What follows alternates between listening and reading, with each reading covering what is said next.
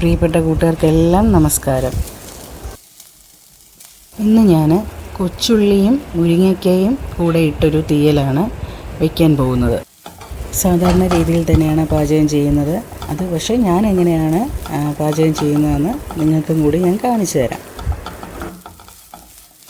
ഒരു വലിയ തേങ്ങയുടെ 1/4 ഭാഗത്തോളം, അതായത് 1/4 മുറിയോളം തേങ്ങ നമ്മൾ എടുത്തിട്ടുണ്ട്. ഒരു വലിയ കപ്പോളം കൊച്ചുള്ളി അരിഞ്ഞതും 2 വലിയ മുരിങ്ങയ്ക്ക നീളത്തിൽ കണ്ടിച്ചതും എടുത്തിട്ടുണ്ട്.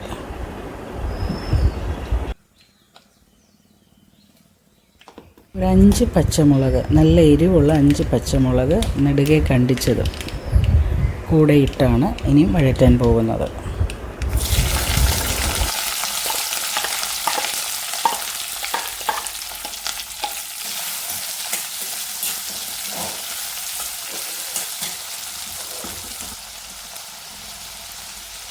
ഇനി ഒരു 1/2 ടീസ്പൂൺ ഉപ്പ് ആഡ് ചെയ്യുന്നുണ്ട്.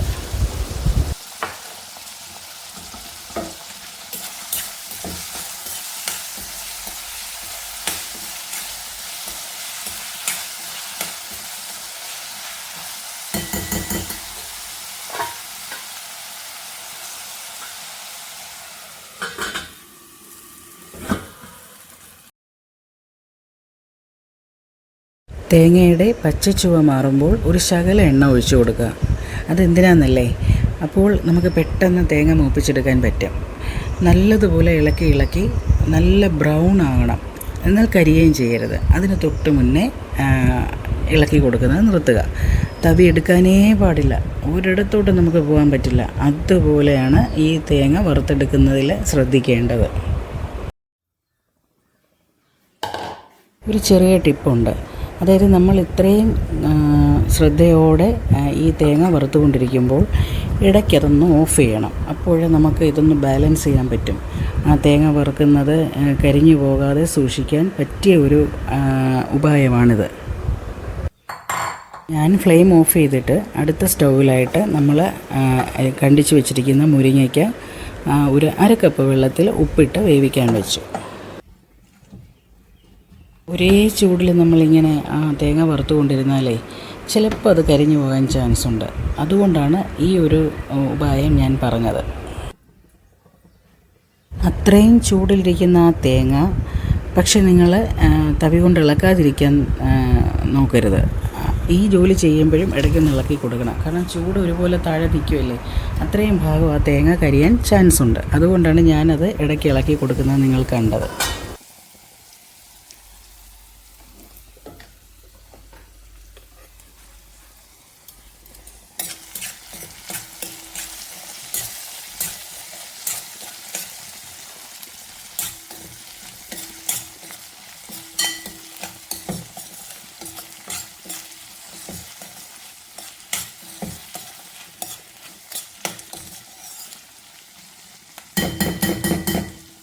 ഈ തേങ്ങ ഇളക്കുന്ന ആ സമയം തന്നെ ബാക്കി പരിപാടികൾ നമ്മൾ ഒരേപോലെ ചെയ്തെടുക്കുവാണ്.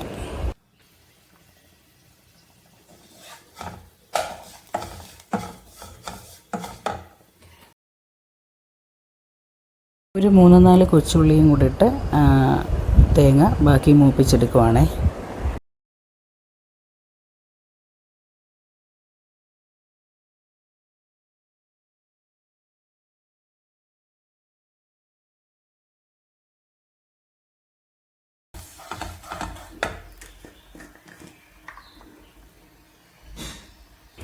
ഒരു 1/4 ടീസ്പൂൺ മഞ്ഞൾപ്പൊടി, 2 ടീസ്പൂൺ മുളക് പൊടി, ഒരു 1/2 ടീസ്പൂൺ മല്ലിപ്പൊടി, ഇതെല്ലാം ഇട്ട് നമുക്ക് പച്ചച്ചുവ മാറ്റി ഇതിനോടൊപ്പം തന്നെ മൂപ്പിച്ചെടുക്കണം. കുറച്ച് കറിവേപ്പിലയും കൂടെ ഇട്ട് കൊടുക്കണം. എന്നിട്ട് ഇതെല്ലാം കൂടെ വേണം മിക്സ് ചെയ്ത് മൂപ്പിച്ചിളക്കി മാറ്റി വയ്ക്കാൻ. പൊടികളെല്ലാം ചേർത്ത് ഇളക്കുമ്പോൾ തന്നെ ഒരു 1/2 സെക്കൻഡ് കഴിഞ്ഞിട്ട് നമുക്ക് തീ ഓഫ് ചെയ്യണം. അത് കഴിഞ്ഞിട്ട് ആ ചൂടിൽ ഇളക്കിയെടുത്ത് മാറ്റി വയ്ക്കുക. നേരത്തെ ഒരു വീഡിയോ ചെയ്തിട്ടുണ്ട്, നെഞ്ചിരിച്ചിലുള്ളവർക്ക് വേണ്ടിയിട്ടൊരു തീയൽ. അത് വളരെയേറെ സത്യസന്ധവും ആത്മാർത്ഥമായിട്ടും പറഞ്ഞ കാര്യം തന്നെയാണ്. അപ്പോൾ ഇതോ എന്ന് ചോദിക്കും. ഇതിലും ഉണ്ടൊരു ടിപ്പ്. മുളക് പൊടിയുടെയും മല്ലിപ്പൊടിയുടെയും മഞ്ഞൾപ്പൊടിയുടെയൊക്കെ അളവ് കുറച്ചിട്ടാണ് ഇതിലിട്ടേക്കുന്നത്. ഇതിലിനിയും അത് ആഡ് ചെയ്യാം. സാധാരണ രീതിയിൽ തീയിൽ വയ്ക്കുന്ന അങ്ങനെ തന്നെയാണ്. പക്ഷേ നമ്മളുടെ പൊടികളുടെ അളവ് കുറച്ചാൽ തന്നെ നമ്മളുടെ നെഞ്ചിരിച്ചിലും ഗ്യാസും ഒക്കെ കുറഞ്ഞു കിട്ടും. ചില മാസങ്ങളിലെ തേങ്ങയ്ക്ക് അധികം എണ്ണ ഉണ്ടാവാറില്ല. എന്നാലും മാക്സിമം ഞാൻ ട്രൈ ചെയ്ത് മിക്സിയിൽ തേങ്ങ അടിച്ചെടുത്തപ്പോൾ അതുകൊണ്ട് ഇത്ര എണ്ണ വന്നിട്ടുണ്ട്. വെള്ളം ഒഴിക്കാതെ തന്നെ നമ്മൾ തേങ്ങയിൽ എണ്ണ വരും വിധം മിക്സിയിൽ അടിച്ചെടുക്കണം. എന്നിട്ട് വേണം വെള്ളം ഒഴിച്ച് പിന്നെയും നല്ല മഷി പൊടികൾ ആഡ് ചെയ്ത് തേങ്ങയിൽ വറുത്തെടുക്കുന്ന സമയത്ത് ഞാൻ ഈ ഉള്ളിയുടെ തീ അങ്ങ് ഓഫ് ചെയ്ത് വെച്ചു. കാരണം ശ്രദ്ധ നമുക്ക് ഇപ്പുറത്തോട്ടാകുമ്പോൾ മറ്റേതങ്ങ് കരിഞ്ഞു പോകരുത്, അതിന് വേണ്ടിയിട്ട് ചെയ്തതാണ്. അപ്പോൾ ഈ തേങ്ങ അരയ്ക്കുന്ന സമയത്ത് നമ്മൾ പിന്നെയും ഉള്ളി എടുത്ത് വെച്ച് ഒന്നുകൂടെ ചൂടാക്കി അതൊന്ന് വഴറ്റിയതിന് ശേഷം മാത്രം ഈ തേങ്ങ അരച്ച് വെച്ചത് ആഡ് ചെയ്യുക. മുരിങ്ങയ്ക്കായിൽ നമ്മൾ വെച്ച വെള്ളം പാകമായിരുന്നു. അത് പറ്റി വരുന്നത് വരെ അത് വേവിക്കുക. അതിൽ കൂടുതൽ വെള്ളം വെക്കുകയേ ചെയ്യരുത്. ഇത് ഇത്രയും ചെയ്ത് വരുമ്പോഴത്തേക്കും അത് പരുവത്തിന് ആയിട്ടുണ്ടായിരിക്കും. പിന്നെ അതും കൂടെ ആഡ് ചെയ്യുക.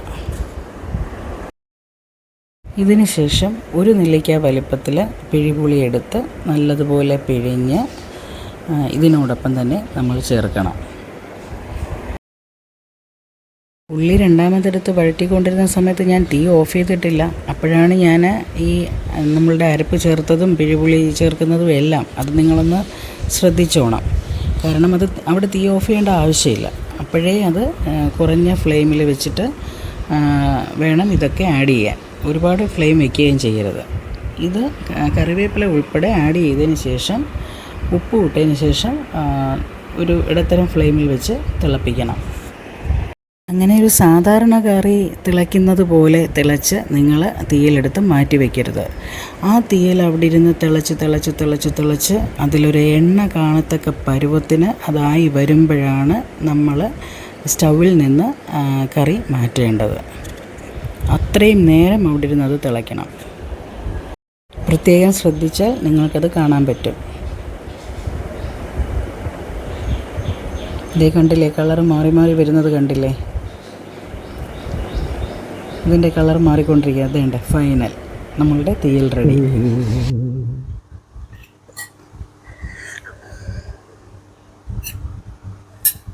ഇലയിതാ, അതൊന്ന് ടേസ്റ്റ് ചെയ്തിട്ടേ എങ്ങനെയുണ്ടെന്ന് പറ. തീയൽ ഇഷ്ടമല്ലേ ഇലതിന്? ഭയങ്കര ഇഷ്ടമുണ്ട്. ആണ്.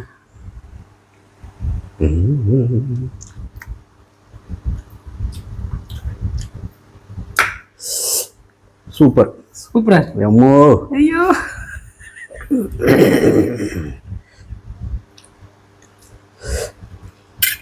അടിപൊളിയാ.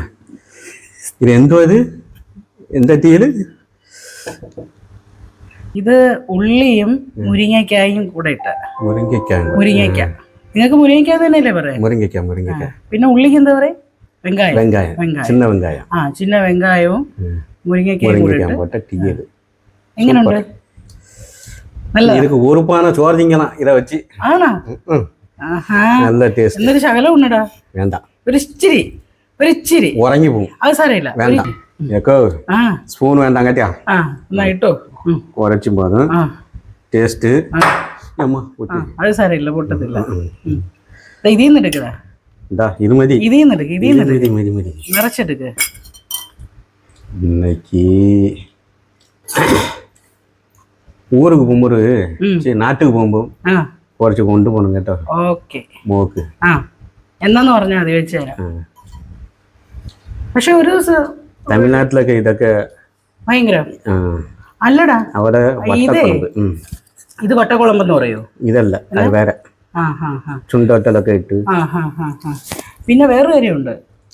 ഇത് നമുക്ക് രാത്രി 9 മണിക്കല്ലേ നീ സാധാരണ ട്രെയിനില്? അപ്പം കയറി കഴിഞ്ഞ് കഴിഞ്ഞാൽ രാവിലെ വരെ ഇരിക്കും. ഓക്കെ.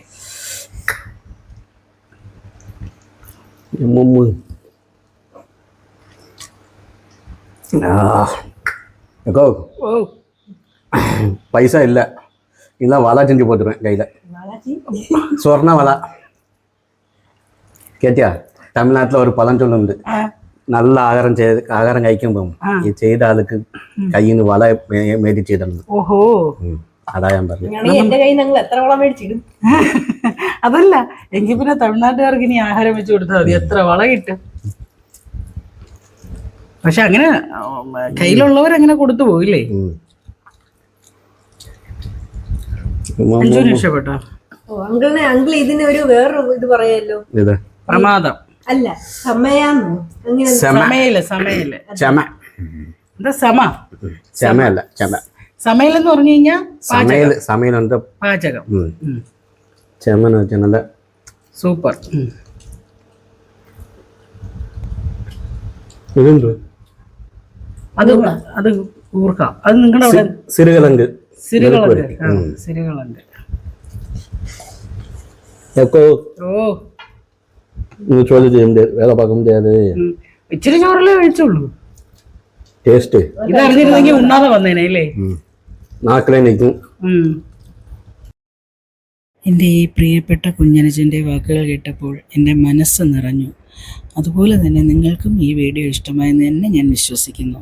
അപ്പോൾ അടുത്ത വീഡിയോസുമായി എൻ്റെ കൂട്ടുകാരെ കാണാൻ വീണ്ടും ഞാൻ ഓടി വരുന്നതാണ്. അതുവരെയും ബായ്.